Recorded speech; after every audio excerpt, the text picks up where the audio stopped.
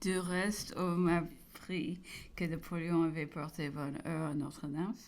La petite célébrité qu'elle en avait acquise a attiré la curiosité des voyageurs. Ses traits ont fait le reste. Elle est devenue la femme d'un très riche négociant au capitaine de la Compagnie des Indes. Au retour de nos courses, nous trouvions déjà rendu les personnes que l'empereur invitait à dîner. Il aussi simplement les généraux, colonels de 50 plusieurs de ses officiers, de leur femme, l'admiral la bonne belle et douce, Madame Hudson, la femme de notre Hercule, que l'empereur avait été visiter un jour dans le fond des Briars et dont il avait tant caressé les enfants. Après le dîner, l'empereur faisait une partie, le reste de la compagnie une autre. Le jour où il dîna, l'admiral, l'empereur, en prenant son café, a causé quelques instants sur la position de l'île. L'admiral a dit que le 66 venait renforcer le 53. L'empereur en a ri. Elle lui a demandé s'il ne se croyait pas déjà assez fort. Puis, passons à des observations générales. Il a dit que 74 de plus valait mieux qu'un régiment que la sûreté d'une île. C'était en des vaseaux que des fortifications étaient en retard quand le parcours fait à force supérieure était un résultat tout obtenu au temps près si la distance n'admettait point un secours. L'admiral lui ayant demandé quelle était dans son opinion la place la plus forte du monde, l'empereur a répondu qu'il était impossible de l'assigner parce que la force d'une place se compose de ses moyens propres et des circonstances étrangères indéterminées. Pourtant, il a nommé Strasbourg l'île Betzmantua envers Martha Gibraltar. L'admiral ayant dit qu'en Angleterre, on lui avait supposé pendant quelque temps le dessein d'attaquer Gibraltar. Nous nous en serions bien donné de garde, a dit l'empereur. Cela nous servait trop bien. Cette place ne vous est aucune utilité. Elle ne défend, n'intercepte rien. Ce n'est qu'un objet de mot propre national qui coûte fort cher à l'Angleterre et blesse singulièrement la nation espagnole. Nous aurions été bien maladroits de détruire une pareille combinaison. Les 6 j'ai été invité avec Madame Bertrand et mon fils à dîner à Briars où notre ancien hôte avait réuni beaucoup de monde. Nous en sommes revenus fort tard et non sans quelques dangers pour la difficulté de la route et l'obscurité de la nuit qui nous a forcés de faire une partie de chemin à pied par égard pour la prudence de Madame Bertrand. Le 7, l'empereur reçut la visite du secrétaire du gouvernement et d'un des membres du conseil. Il les a beaucoup questionnés suivant sa coutume sur la culture, la prospérité et les améliorations susceptibles de l'île. En 1772, on avait adopté le système de fournir des magasins de la compagnie de la viande à moitié prix aux habitants. Il en est résulté une grande paresse dans l'industrie et abandon de l'agriculture. Depuis 5 ans, on a changé ce système, ce qui, joint à d'autres circonstances, a ramené l'émulation et porté l'île à un état supérieur à ce qu'elle a jamais été. Il est à craindre que notre venue ne soit un coup mortel pour cette prospérité croissante.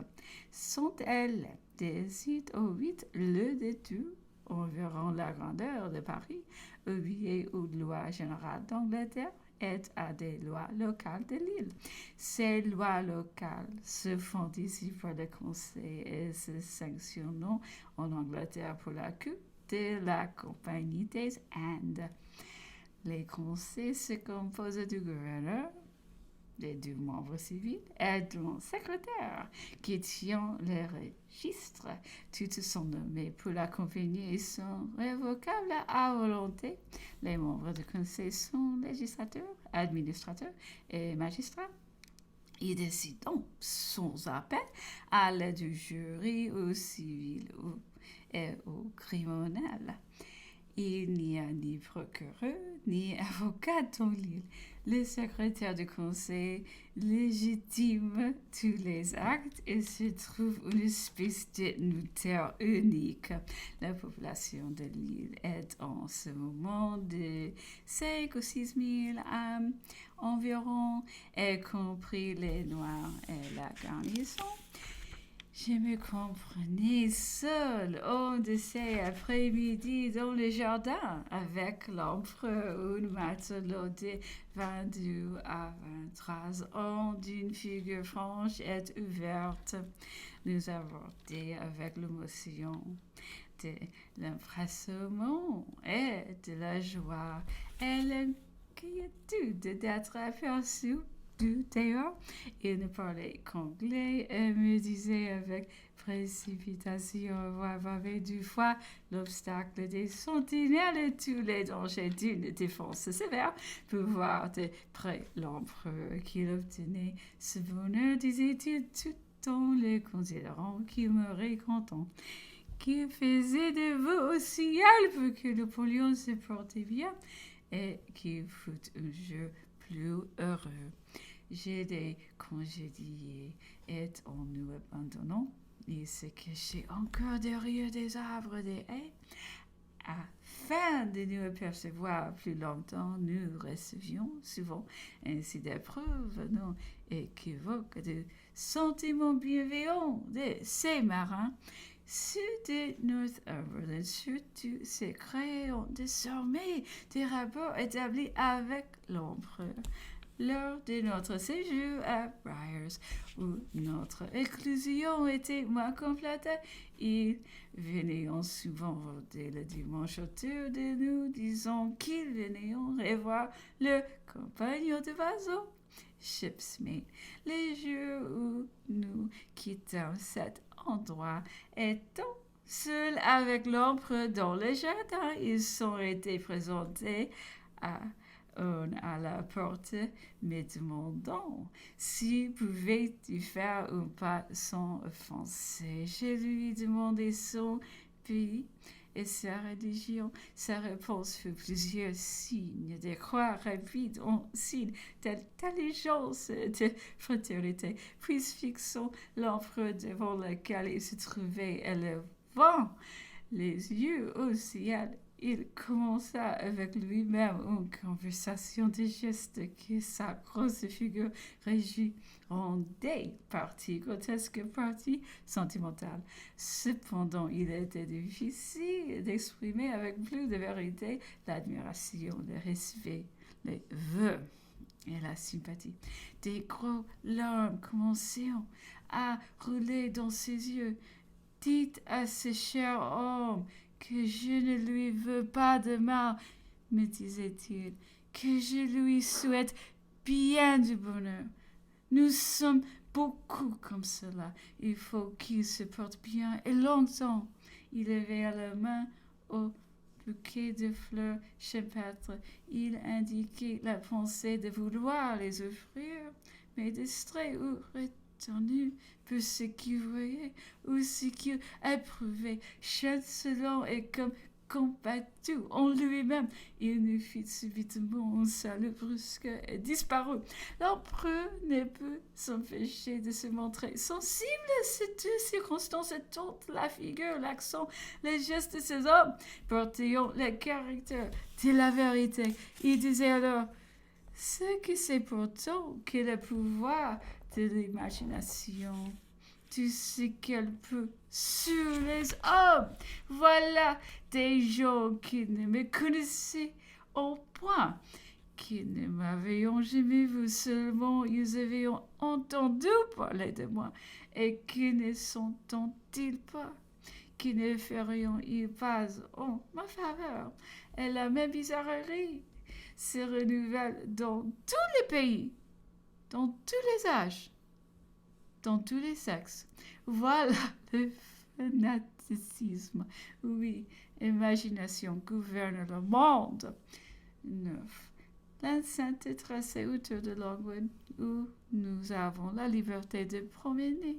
Ne promet guère qu'une demi-heure de course. Ce cheval, ce qui a porté l'empereur peut agrandir l'espace, gagner du temps, à descendre dans les fonds des ravins, peu des chemins très mauvais et parfois dangereux.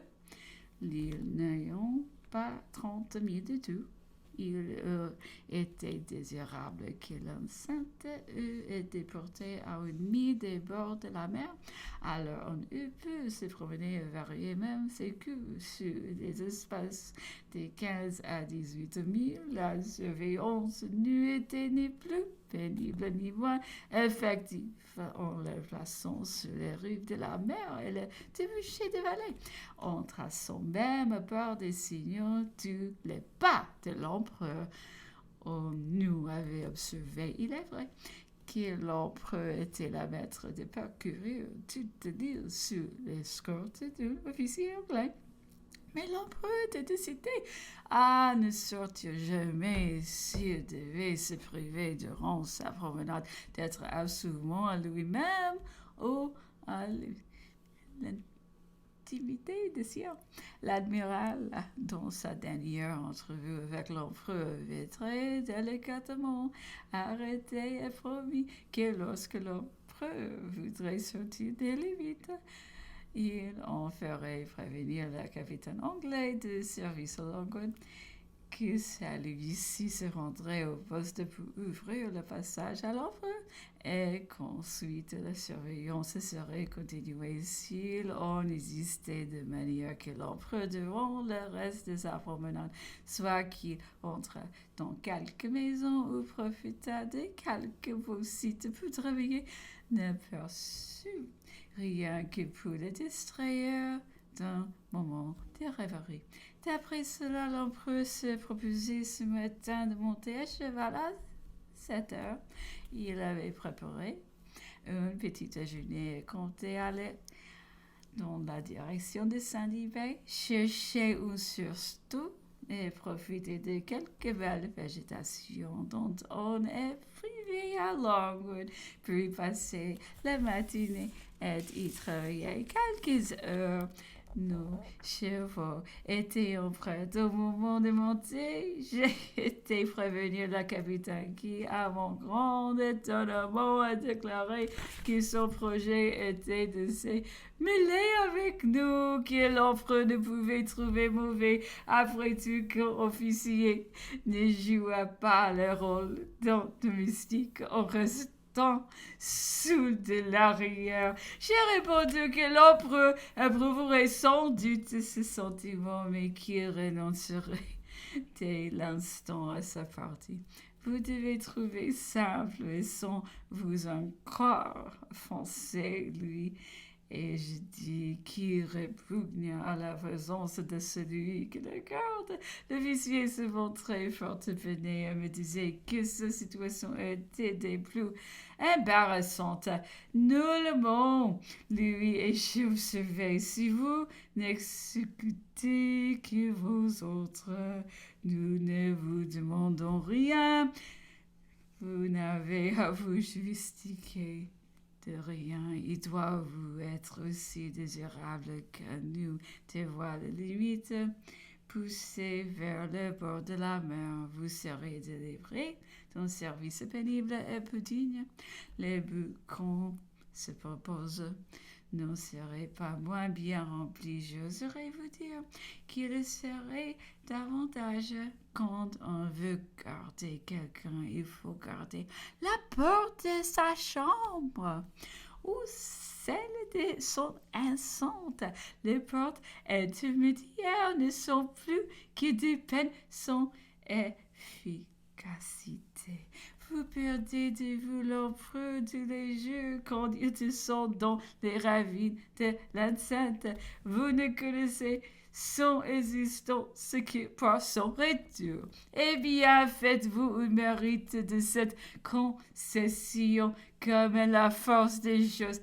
Étendez-la jusqu'au milieu du rivage. Aussi bien vous pouvez la tracer sans cesse à l'aide de vos signaux du haut de vos sommités.